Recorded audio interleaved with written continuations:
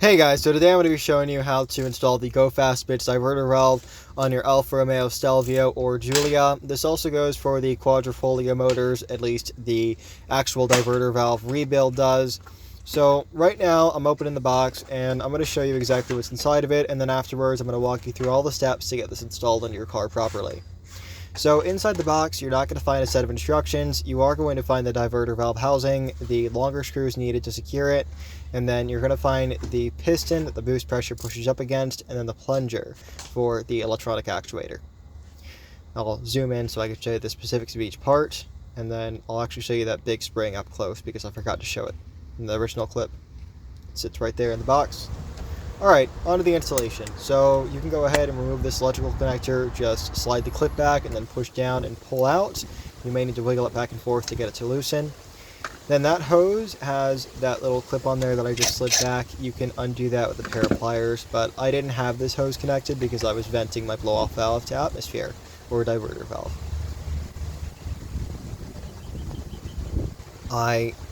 I'm showing you that you can use a regular geared style ratchet to remove this, but I went ahead and used my electric ratchet because it made it quite a bit easier, and I use this for the majority of my automotive jobs. So I went ahead and removed the two top bolts, and then there's going to be one bolt on the bottom. This goes in a triangular formation.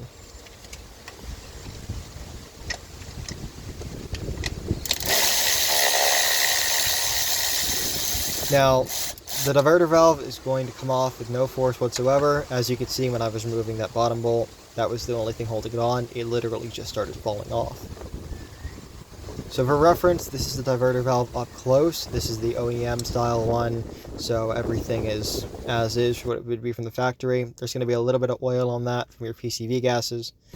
Okay, so next we're moving on to the O-ring. I'm going to show you how to take this off carefully. So I tried to use a flathead screwdriver as was recommended by other videos, but that didn't work for me. As you can see here, there's no room to slide it in. So I went ahead and took a thin piece of metal. It happened to be a dull box cutter, and I used that to slide under the O-ring, and then once I got the O-ring out enough where I could use my fingers, I carefully dragged my finger under the O-ring in order to ensure that it came out without breaking. Okay, so this is the O-ring, and now we're going to move on to the plunger. So, in many forums for the Alfa Romeo, Stelvio, or Giulia, the plunger doesn't come out without breaking into a million pieces, but nobody actually shows this on YouTube, so I'm showing you a sped-up version of what I had to go through in order to get this plunger removed. Eventually, I ended up just cutting the video and then banging it on the table while pulling on it with a pair of pliers, and it ended up coming out for me. So you can see here I'm trying with everything, the vice grips, and nothing's really working for me here. So I eventually was able to get it out. You can see that's what I got out pretty much, just the remainder. So now in order to install this, you're going to need to install the spring, the plunger, the actual piston housing, the large spring, and then the piston. And then you're going to need to line up the indentations and make sure that you lubricate each part. I used engine oil to lubricate it so that way it lasts. So first, the spring. Next, the actual plunger. Now we have the aluminum housing, and you see I didn't get it on my first try. As you can see, it took me a couple seconds. This isn't a process to really rush through. You want to do this properly.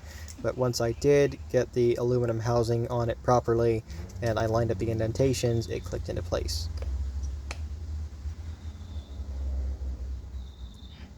Okay, so now we're going to insert the actual piston spring and then the piston for it, and now your diverter valve is assembled. It's ready to go on the car.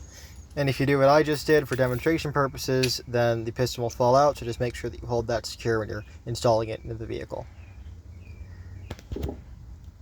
Now, just for reference, this is the O-ring that was supposed to sit here, but as you can see, it already has a seal on it, so no need to reuse the existing O-ring. And then those are the screws that you need to use. Don't use the original screws or else it won't screw in. It adds a tiny bit of space to the diverter valve itself, so you need the longer screws. Now, reinstallation of the diverter valve is pretty easy. I went ahead and realigned it with the bolt holes. I then put one screw to hold it on, and the screws provided in the kit are going to be T25 TORX screws. So you're going to have to use a T25 TORX bit in order to fully secure it properly and snug it up. So I went ahead and input the second screw. Now, just as you would expect, the top two are fairly easy, but the bottom screw is what you're going to have a little bit of trouble with.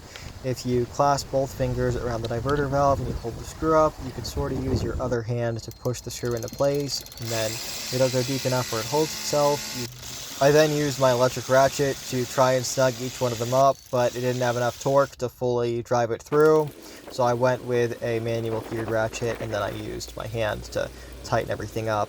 I went around twice and snugged it all up, and then I plugged back in the electrical connection.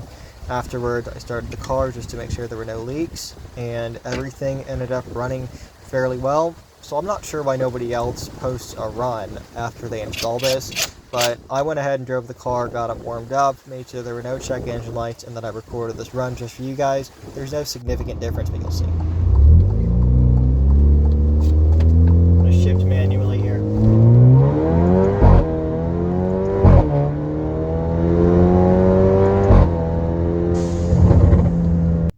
Anyway, guys, if you liked the video, make sure to like, subscribe, and comment. I love responding to comments, and the likes and subscribers really help, especially when you're a small channel like I am. So, thanks, be safe, and let me know if there's anything I can do differently in my next video. Thanks.